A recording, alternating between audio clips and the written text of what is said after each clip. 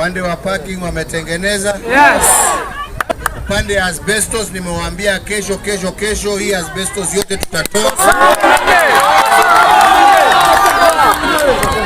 Ile mabati ambaye ile asbestos ilikuwa juu ambaye ilikuwa inaleta ugonjwa tulitoa. Sasa ni kuitoa kwa soko tu imebaki. Si ni kweli? Si ni kweli? Na tumekubaliana pia na chairman ya kwamba kuna sehemu mbalimbali ambazo zinatakikana mataa ndio wananchi waweze wanafanya kazi 24 hours bila kuogopa. Na hiyo kutoka kesho nitatuma watu hapa wakuja waangalie kuongeza mataa kwa soko yote. Sasa kuna wengine wanasema ya kwamba mimi ni mtu ambaye hatimizi ahadi zangu.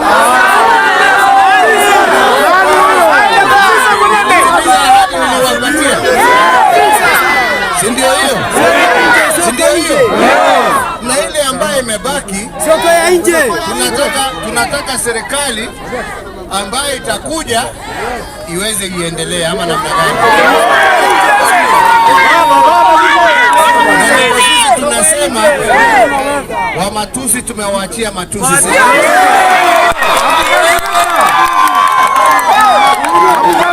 Kwa sababu haja yetu sio matusi. Haja yetu ni tushirikiane na wananchi tufanye yale ambayo yanatakikana na ndio tumalize umaskini. Na yale ambayo inafanyika ni ya kujenga, si ni kweli? Na ndipo mimi nikiungana na baba niseme tufanye